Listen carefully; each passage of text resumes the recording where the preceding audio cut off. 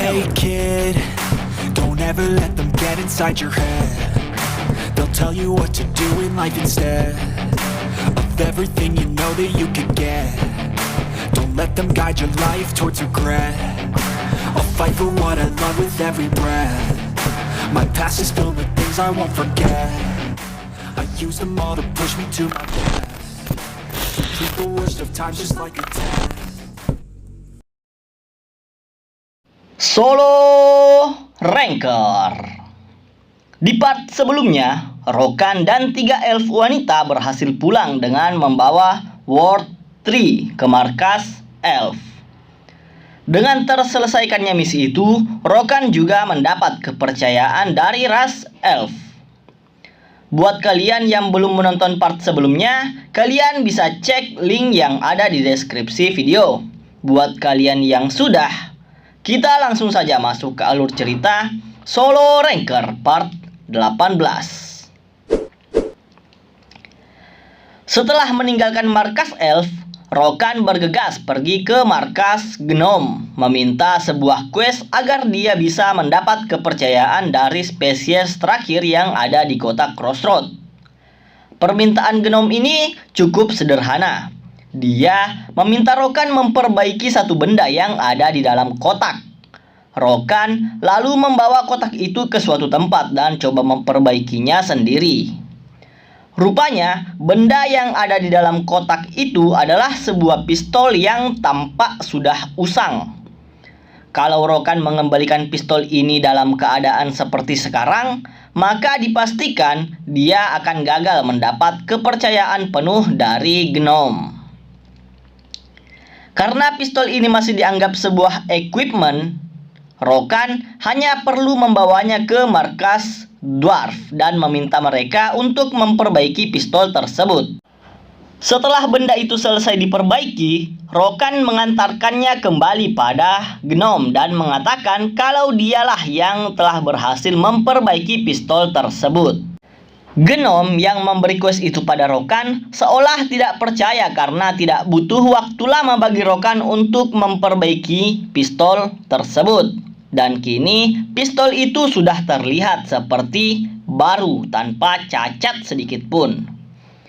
Tidak peduli bagaimanapun Gnome ini memeriksa pistol tersebut, dia tidak menemukan cacat sama sekali. Dan dengan begitu mudahnya, Rokan kini telah mendapat kepercayaan dari ras ketiga di kota Crossroad. Kepercayaan dari ras Gnome. Mungkin di antara kalian ada yang bertanya-tanya, apa perbedaan antara Dwarf dan Gnome kalau mereka sama-sama bisa membuat senjata? Ras Dwarf sering diminta untuk memperbaiki atau membuat senjata atau equipment untuk para player seperti pedang, kapak, perisai, dan armor. Benda-benda yang umum digunakan player dalam pertarungan. Sedangkan untuk ras Gnome, sifatnya lebih khusus. Mereka sering membuat benda-benda yang lebih rumit pengerjaannya, seperti membuat elektronik, kendaraan, transportasi, dan berbagai macam alat pendukung lainnya. Dulu, di kehidupan Rokan sebelumnya, ada seorang player yang menggabungkan sihir dan teknologi. Dia banyak membuat senjata aneh dan mempermalukan banyak player lain dengan senjata-senjata ciptaannya. Dia sangat terkenal hingga mendapat julukan Krat, si ilmuwan gila. Setelah mendapat semua kepercayaan dari ketiga ras, kini Rokan dapat bergerak dengan bebas mencari quest-quest langka yang ada di kota ketiga. Tapi sebelum itu, Rokan tidak lupa mengantarkan surat dari Steroyan untuk seseorang bernama Malkin yang bekerja sebagai pasukan penjaga di kota Crossroad. Sesampainya di sana, Rokan langsung bertemu dengan Malkin, seorang elf yang menjadi pemimpin dari pasukan penjaga kota. Malkin adalah elf dengan kekuatan berlevel 200. Malkin aslinya memiliki sifat angkuh dan sombong. Namun, di hadapan Rokan dia bersikap sangat ramah. Karena berita Rokan yang telah menyelamatkan 3 elf dan membawa World Tree pada Terril telah menyebar dan diketahui oleh semua elf yang ada di kota. Rokan kemudian menyerahkan surat yang dititipkan oleh Steroyan. Malkin sampai dibuat tertawa setelah membaca surat itu. Kemungkinan Malkin dan Steroyan adalah teman lama. Dari sini kita juga tahu kalau ternyata Malkin adalah seorang administrator, sama seperti Rokan. Hanya saja Malkin mewakili ras elf. Walaupun terlihat biasa saja, Malkin sebenarnya sudah mengakui kekuatan Rokan sebagai seorang administrator. Saat pertama kali Malkin menghampiri Rokan, dia coba memancarkan energi mananya untuk menekan Rokan. Tapi Rokan sama sekali tidak merasa tertekan dengan energi itu dan terlihat sangat santai seolah tidak terjadi apa-apa. Setelah pembicaraan yang cukup panjang antara mereka berdua, Rokan meminta tolong pada Malkin agar merekrutnya menjadi anggota pasukan penjaga. Karena Malkin sudah mengakui kekuatan Rokan, saat itu juga dia langsung diangkat menjadi anggota pasukan penjaga kota. Mereka kemudian berpisah, sedangkan Malkin akan pergi melapor dan membuat dokumen resmi yang membuktikan identitas Rokan yang kini menjadi salah satu penjaga kota Crossroad. Karena Rokan adalah seorang player, dia tidak diwajibkan untuk bekerja sebagai penjaga seharian penuh. Cukup dengan berpatroli minimal 1 jam sehari atau mengamankan kota dari para player yang berbuat onar.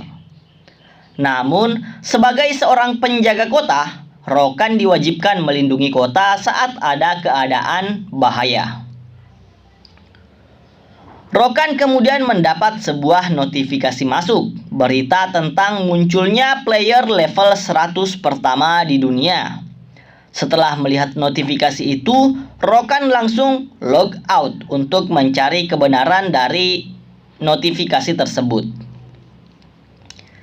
Saat Rokan log out, dia langsung memeriksa berita online dan benar ada seorang player dengan nickname Tide mengaku-ngaku sebagai player pertama yang mencapai level 100. Di dalam game, Tide ini menggunakan avatar dari ras Orc. Dalam wawancara eksklusif yang ditonton banyak orang, Tide menceritakan kebanggaannya bisa menjadi player level 100 pertama.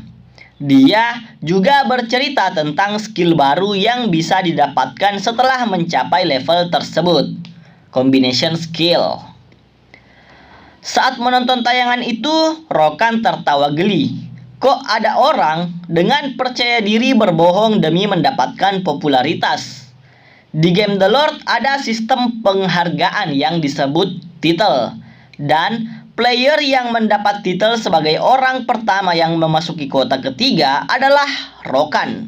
Rokan juga menjadi orang pertama yang berhasil mencapai level 100. Rokan masih terus menikmati komedi yang dia tonton, sampai akhirnya Tide berkata, Tide, seorang player level 100 dengan job class Blade Master, akan menjadi orang pertama yang memasuki kota ketiga dan membagikan informasi tentang kota tersebut pada dunia. Rokan yang awalnya menganggap ini hanya sebatas lelucon, berubah pikiran karena merasa orang yang dia lihat di layar sudah kelewatan.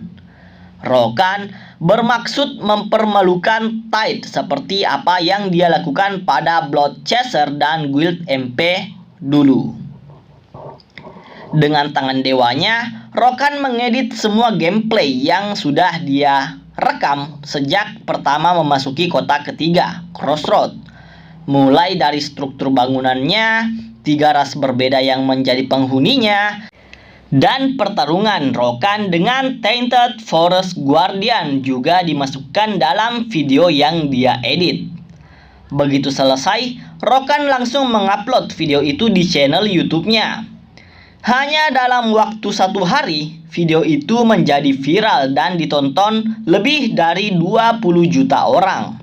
Awalnya ada beberapa orang yang ragu dengan keaslian video ini. Namun mereka semua dibuat percaya karena tidak mungkin ada monster seperti Tainted Force Guardian selain di kota ketiga. Para fans fanatik Rokan bersorak bahagia. Sudah sejak lama terakhir Rokan mengupload video di channel YouTube-nya. Namun kali ini dia tiba-tiba muncul dengan video baru yang menegaskan pada dunia kalau Rokanlah player yang pertama kali menginjakkan kaki di kota Crossroad. Semenjak video ini viral, para netizen langsung membuli Tide yang mengaku-ngaku sebagai player level 100 pertama di dunia. Gara-gara video ini, banyak komentar pedas yang diarahkan padanya. Begitu video ini viral, netizen ramai-ramai mengkritik dan menyebutnya sebagai pembohong bermulut besar. Bukan cuma itu, program menjadi bintang iklan dan semua jadwal wawancara dengan dirinya dibatalkan sebelah pihak karena semua sponsor dan program TV merasa telah ditipu. Tide merasa dipermalukan oleh pembuat video. Dia jadi sangat membenci Rokan dan bermaksud membalas rasa sakit hatinya jika mereka bertemu di kota Crossroad nanti.